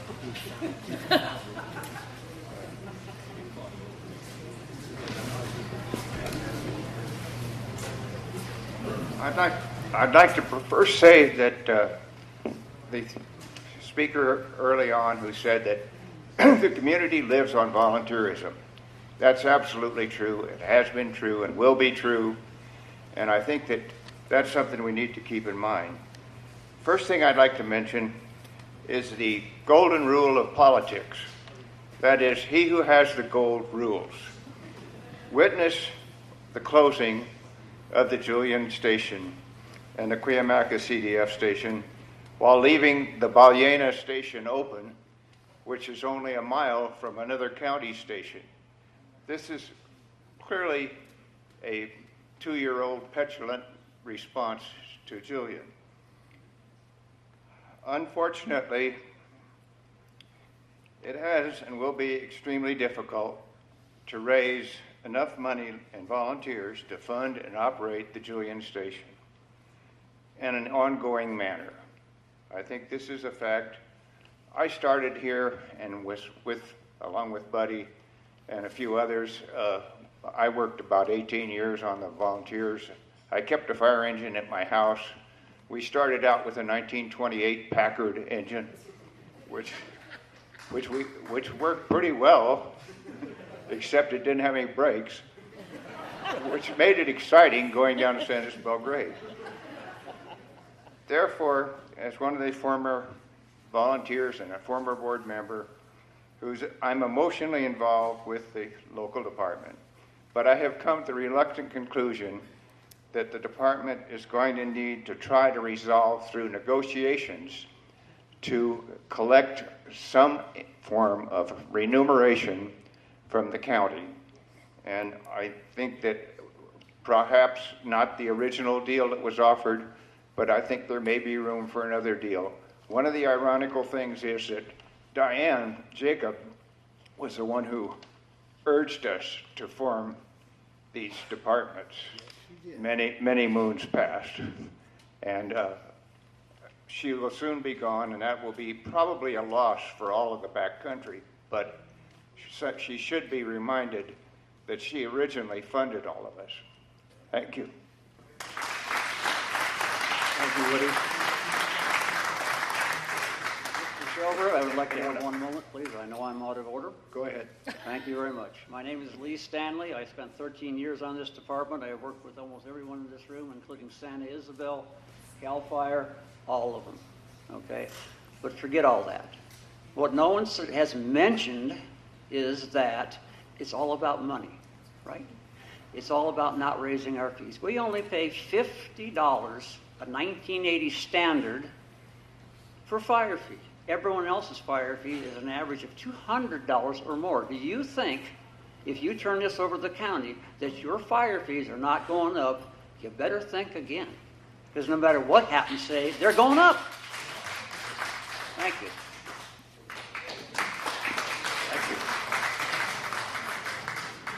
One more? Go ahead. 3 minutes, please. Sorry to take up time. I'm busy. I know you're busy. I really appreciate everybody being here. I've been away from the fire service here in Julian for quite a while. I worked for Carlsbad. I worked for the Philadelphia Fire Department. I did work for Julian for a little while. I've been up here about 20 years. But I think one of the things that I took from everybody's discussions today, whether you're worried about the money, which is a big deal, or you're worried about the response from the people that we know, I think the watchword that I see is, again, is money and also negotiations. I think we have to trust our board to be able to negotiate for us one way or the other and make the best deal. I'm carrying on me a band from CAL FIRE, from Bill Clayton, got buried on Sunday. They call him the Jedi of the South. We're good friends. But CAL FIRE, I think they're not doing well. They're not doing the right thing for us, and it's through Diane Jacobs and their desire to make us into one unity. But I think we're not, we need to be able to negotiate. So I think no matter how you think about this, which side you're on, and I definitely agree that it's going to be hard. We're going to have to make sacrifices. We're going to have to depend on the board to negotiate for us, and I think it's possible. I've been in the fire service for 30 years. One of the things that Bill told me was, in the old days, he worked in places where there was a CAL FIRE station and there was a volunteer station right next to it, and they had a demising wall between them. And they never spoke to each other for the whole 50 years he was in the fire department, and they probably still don't. So I think it's possible, but we're going to have to gut it out, and we're going to have to be willing to make sacrifices, and it has nothing to do with how well our volunteers work. They work great, and it has nothing to do with how well CAL FIRE works. We're going to have to count on the people that are on this board to do negotiating, hardline negotiating, and it can be done. And I myself, and I'm sure there's other people who are formerly in the fire service, I'd be willing to help them negotiate, give them whatever type of information and knowledge I have in the background. I was on the board in Carlsbad. We had hard time negotiations. Every time we went in, we asked for something, and what they said is, not only are we not going to give you what you asked for, we're going to take stuff back. So that's where we started. It took us months and years, and finally we were able to make some negotiations that work for us. And I'm sure there's other people in the room that have the same understanding of the way the way these things work. And I myself, I'd be willing to give more money, some of my beer money that I get from the East Coast and the West Coast, I'd be glad to give it towards that negotiation or my time as a volunteer. And I'm also on I'm not making a salary at this time, so I'm on a limited income, but I'd be glad to help out in every way that I could. Thank you very much. Thank you.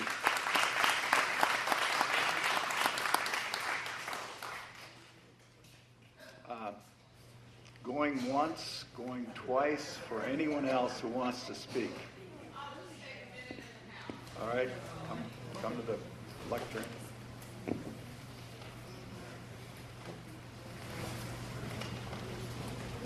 Give your name and address, please. Oh, I give my address?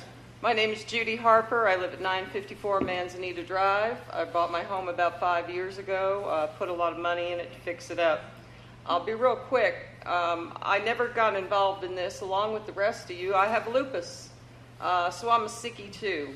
So I'd like to point out that more one of us can get sick at the same time, plus your tourists coming up the mountain. I'm all for your volunteer department. I think you're all great. You're all great firefighters. I like CAL FIRE. I like the county. But I think if you guys, instead of putting together a one-year budget, were to sit down and put together a 5-year plan, you'd find you didn't have the money. There's some maintenance that needs to be done. I think you guys need each other. And I think that being on these web pages myself for the past few days, I've kind of crammed it. There's a lot of conflict. And without the conflict, you're not going to get to any good negotiations. So if you need to change up some people, in order to be able to speak with each other, I recommend you do so. But we all come up here for the quiet, the enjoyment. We all look like we're about retirement age. I know I just retired. I'd like to get a reverse mortgage. I might like to sell my other home and buy a second home up here so I can be close to my B&B. But I think we all need to learn how to work together and stop the fighting. I think this fire station can do just fine, and I think we can accept the help.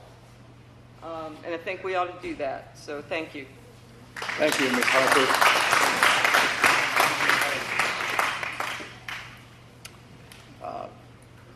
Going once, going twice. All right, we've been through the list of speakers and anyone else who wanted to speak, so we'll move along with the agenda. Back to the agenda. We're now at any changes in the agenda? Yes. Yeah, one.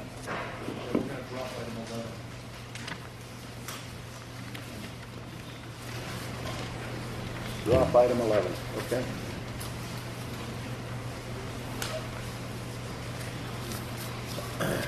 And I'd like to just reorder. I'd like to put 15 after 17. So we discussed the legal cases before we do the Chiefs and Val. Good. All three of those are in full session, so we'll just jump in when we get there. But I just need to make it clear. Sure. Brian has asked that we drop 15 to 18. Becomes 18. Yeah. And then we're going to make 14 another meeting, right? When we get to that. We haven't decided that yet. I don't think we voted on that yet. Yeah, well, we voted that evening. Yeah. We didn't. Well, I don't think. We didn't get a second on that. No, we did. No, we didn't. We seconded and voted. Okay. To have an evening meeting. Nobody seconded that. To discuss 14.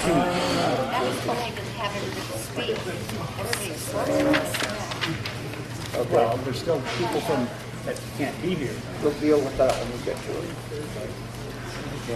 Because it's still on the agenda. Consent calendar. Does anyone wish to remove any item from the consent calendar? 1 through 8. Is there a motion I to... make a motion that we accept the consent calendar as presented. Motion made and seconded to approve the consent calendar. All those in favor say aye. Aye. Motion carried. We will move then to the Chief's report, number 9. Item 9.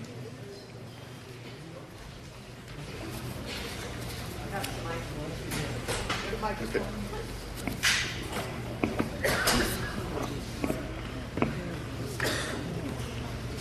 Can everybody hear me? Okay. Chief's report. I'll get through it really quick. We had a new academy started Saturday. We have 12 new folks going through it. It went good. We received a grant from the Shiley Foundation. I was working with their attorney.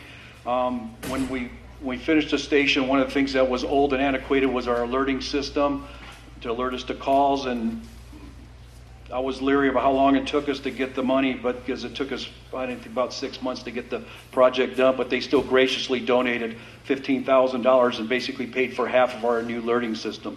So that's installed, and half of it was paid for by a grant, so that was really, really nice of them to do that.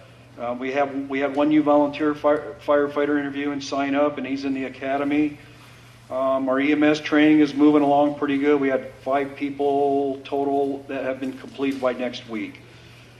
We finally got the grading permit signed off for the new station. I think we ended up having to put out another $3,500 to get it done, but it's finally signed off, which means we finally have the planning and the county planning folks finished off with the station.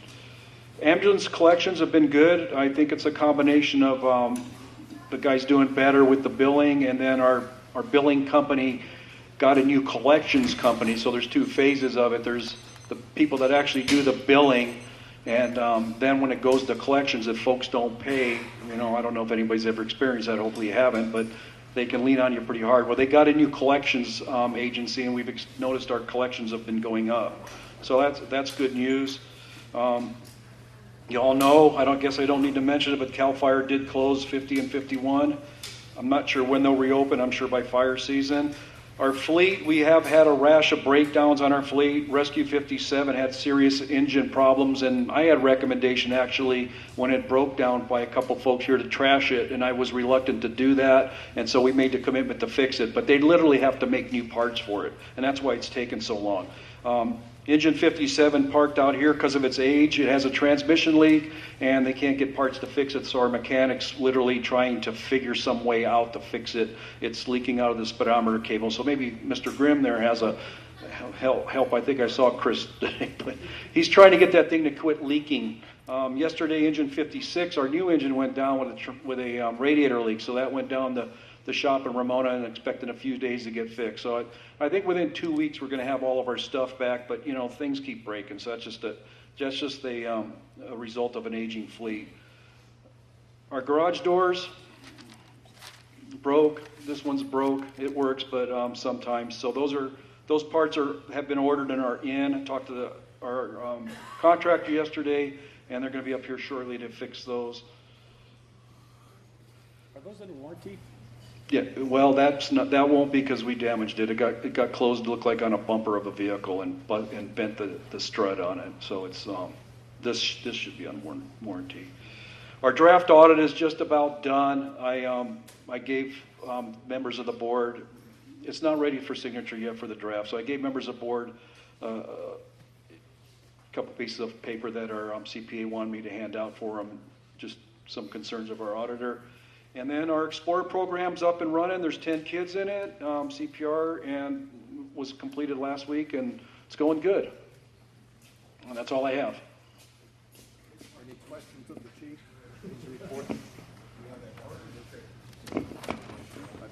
Board members? We'll move on then to item 10, Form 700. So I just want to remind the board that your Form 700s are due by April. According to the county, you've all been notified via email or letter. I know that 1, 2, 3, 4 of us have already done ours, but I want to remind you guys that I have to have copies in the office. So when you're done, please bring me a copy. Can we email them to you? Okay. Yes. Do you have copies of the form? I can get you that if you need. Okay. If you guys need the Form 700, I'll be happy to forward it to you. Okay, just a reminder that we all have to file Form 700, and if you didn't get a copy by email, I didn't, you can, Missy can get you a copy. Okay. All right. Do Okay. they have my new email address? They should. We'll move to, Go ahead and do that.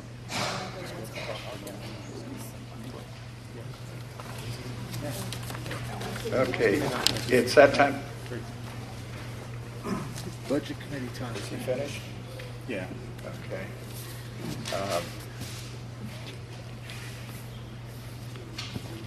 Time to form a budget committee. We normally do that in February or March, no later than March, because we have to have a budget by April, or May rather. Yeah. Anyone here wish to serve on the budget? Buddy? I like budgets. Okay. What? Okay, I'm asking for volunteers for the budget committee. Buddy and Brian have both said they're willing to serve, so those two and Rick will be the budget committee. Any disagreement with that on the board? Wait. Okay, we'll move on. Wait. I wanted to talk about the budget committee, and I'm sorry, I wasn't sure what Mr. Brown was Okay. what his comment was. Well, first of all, Budget committee normally is made up of 2 board members and the chief. Okay, Prepare the budget. Okay. but I would like to discuss that. First of all, I think having a budget committee may address the issue of our reserves being depleted without oversight, so I'm all for that. But I believe that 2 or more citizens should be appointed to the proposed budget committee. We are very concerned with depleting the reserves. We want oversight to make certain the remaining funds are spent conservatively until we can get revenue increase by the benefit fee, and we will continue to raise money through fundraising and grants. I have accounting experience. Pat Vanetta also does, and we'd like to volunteer to serve on that committee. I still think you should set an amount for expenditures, which the board approves, rather than total discretion with the fire chief, who I actually think should be on administrative leave. But I think that, you know, you can laugh about that, but I think the concerns that the volunteers brought up could have turned into a meaningful discussion that would have led to better morale and confidence, but that didn't happen. So the community is aware, and you can put the chief on the committee, but I would like to propose that 2 citizen volunteers also serve on that committee. Thank you. Okay, we'll give that serious thought. Thank you. And that can happen by the next meeting. Moving on. Jack, real quick, I know. I haven't recognized you. I apologize. Do you recognize me now? No. All right. We'll move on. What I'm suggesting is with the board, it would be very helpful. I know that Marinelli's got a lot on his plate with trying to figure out how to fix stuff, repair stuff, like the door back there, this, that, and the other. There's a lot of people in this community that can take care of some of these shortcomings that you guys don't have oversight for. So what I'm suggesting is that the board puts up a web page or something like that for needs that need to be happening around the fire station, that the community can help with the needs of the fire station. There's so many things that could be resolved and taken care of without having expenditures coming out of our budget to fix it. So if you guys could think about starting a website and putting fix-it items and agendas on it so the community can volunteer, make this, it's a volunteer station. That's what we're here for. So if we can volunteer to help you, help us, and let us do it. So just give that some thought. Thank you for your time. Thank you.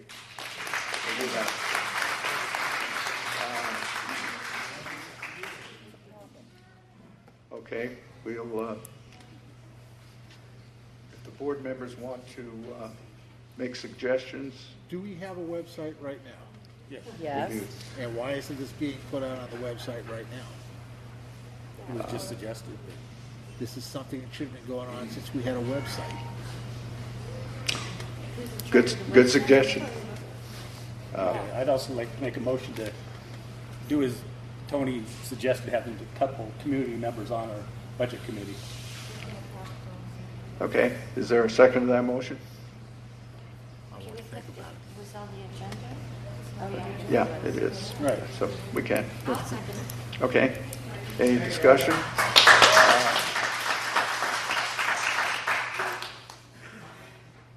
I think it'd be good to have some input from the community and let them know that we're open and transparent.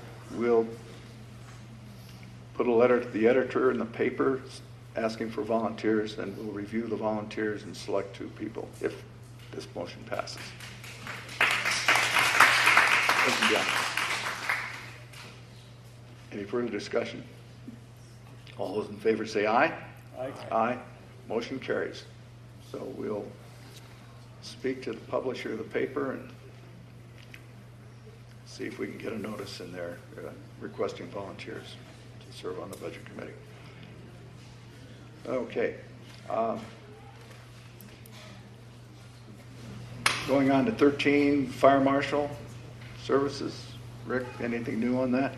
Well, I was notified by the county that they will no longer, part of our independence, do free fire marshal services. So I informed the board last meeting that I had to sign a temporary MOU just to get them the authority to keep doing it until they came up with an agreement. But they contacted me just so I can give everybody a notice that it's kind of probably based on last year's work that they had to do. It says somewhere under, it's going to be somewhere under around 20,000, 18.7 I believe is what they quoted me when we get the new agreement. So I just want to let the board know that that's something else that's going to be on our plate to absorb. Mr. Shell, hold on. But he's got a Buddy. Yeah, I had a discussion with a community member who I won't mention name at this point, who has experience as a fire marshal back east. He was a city fire marshal. He would volunteer to assist us with our fire marshaling efforts, and it's up to him to come forward and make the full presentation. We have somebody in here that is a retired fire marshal who could do that work and was willing to do it. We'd have to negotiate with him, but would that be acceptable to the board? Okay. Why don't, Oh, he's credentialed. Right. Buddy, why don't you contact this gentleman and the two of you meet with Rick to see if you can work out an arrangement. Okay. And then we'll move on to San Diego County Fire Authority. I've asked to have this on the agenda because a number of things have changed since the last time we reviewed the question of negotiating with the County Fire Authority to provide services to Julian. That's why I put it back on the agenda with the suggestion that we consider negotiating with the county, which would not commit us to anything until we reached agreement on the level of service that they would provide. Then we decide whether we want that level of service or not. But the last time we voted, I voted no on the motion to remain independent, mainly because we had not even negotiated with the county to find out what they would offer us. I thought we should at least know what the conditions would be. So it's on the agenda to reconsider. Since we don't have a motion on the floor, there's nothing to discuss. I'll have a motion. Okay. I think that negotiation does not mean that we're going with the county. It means that we're going to negotiate, see if we can get what we want to get from them. And if we can't, if we don't even talk to them, we don't even know what they're doing. In the meanwhile, Pat can go ahead and try to get that benefit fee passed. It's going to take a while for the negotiations. And then after that's done, we'll know whether or not we have a bond issue that was passed or not, and then we can decide from at that point. But if we don't negotiate, we don't even know what they're giving us, Yeah. Any further discussion on the board? It's not dissolution. We have to re-explain to them about the dissolution. Ask them for a proposal. Yeah. We have. And our negotiations. President Shelby, Okay. since this is a new There's agenda item, can I speak? There's a second to the motion, so the motion's on the floor. We're going to wait until having This an is evening not meeting. joining the county. It's a matter of seeing what they want us to do. And what they can negotiate with us. We're not dissolving the district. Mr. Walker, let's have board discussion first, and then we'll open it to the public. There's a motion on the floor to enter negotiations with the county and CAL FIRE to determine what the conditions would be if we elected to apply for dissolution of the district. Did we not move and second to put this at a meeting at a later date? Yes. So we We- have greater public input? We voted to have an evening meeting. Right. Yeah. So we can't Okay. vote on this until we have the evening meeting, having more community. Okay. input. All right. That's what Vote this motion down, and then we'll No, move we ahead. can't vote on it, basically. We said we wouldn't vote on it, until we heard from the rest of the community in an evening meeting. I think that there was 3 motions at the same time. But we voted on one of them. We voted that we would allow extended community. Negotiations started with dissolving the Yes. fire department. Yes. That's why I have always been opposed to negotiating with the county, because the first step in that negotiation was agreeing to dissolve our district. No, it was not. Is that not true? No. That's what Chief Mitchum said here in this building. That's I heard exactly it 2 what he times. said. We got it on Okay. video. We got it on video. And then finding out what's going to happen, and there's negotiating without Okay. dissolving our district, which I think would be acceptable to everyone.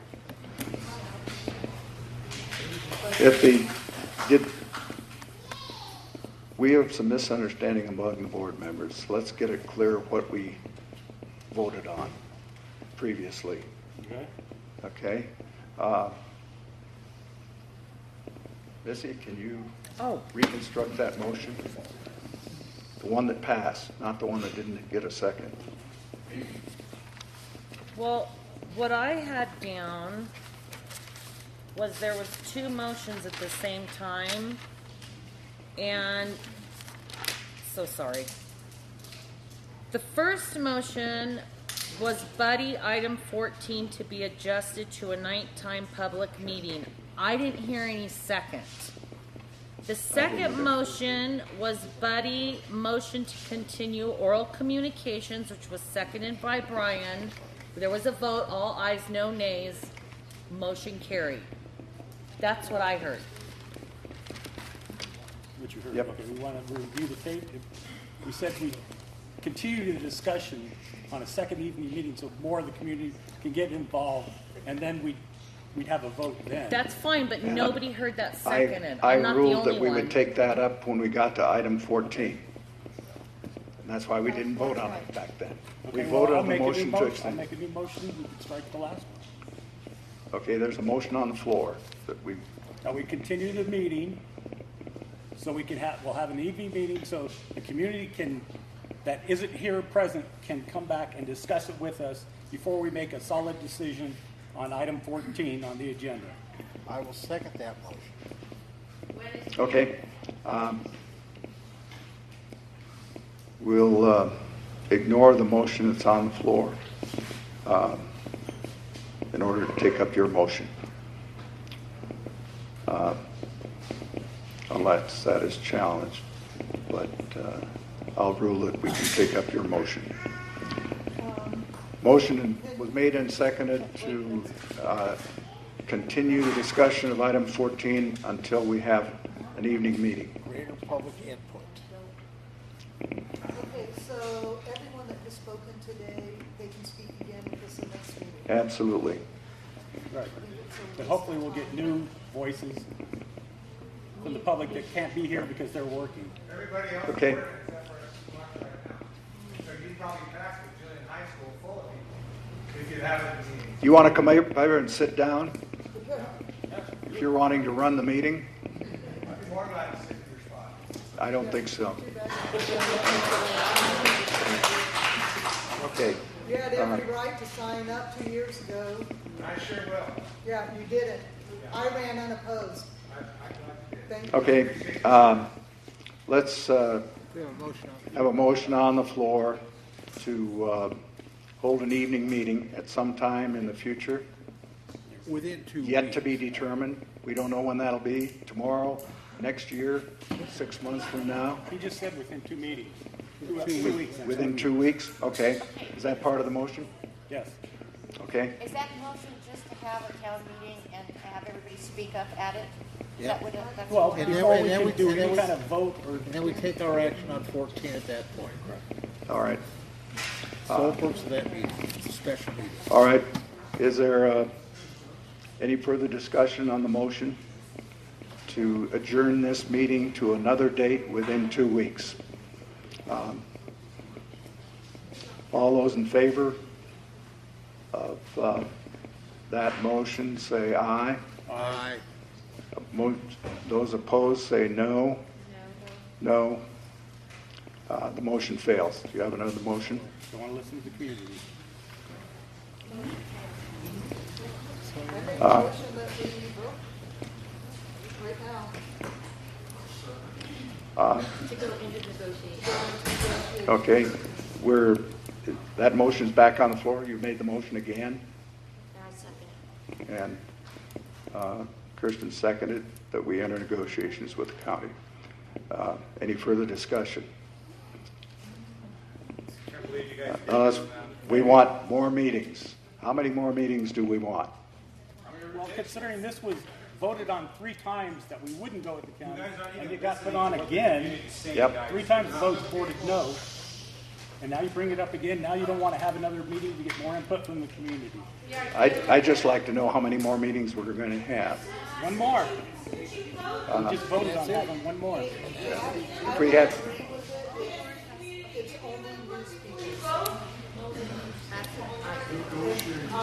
yeah, I don't think we can limit it to new speakers. Anybody who comes to a meeting has a right to speak, and Freedom of speech. we'll get the same people speaking in all likelihood. The motion before us is that we enter negotiations with the county. No, we don't. No, we don't. I'll call for the vote to enter negotiations with the county so that we know what we're dealing with. We can have another meeting then, once we know what the information that we have, which we don't know right now. All those in favor of the motion say aye. Aye. Motion opposed? No. No. The motion carries. We will have another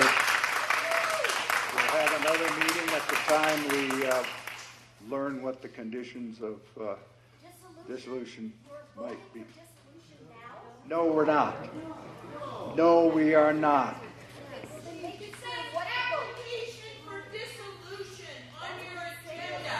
We have.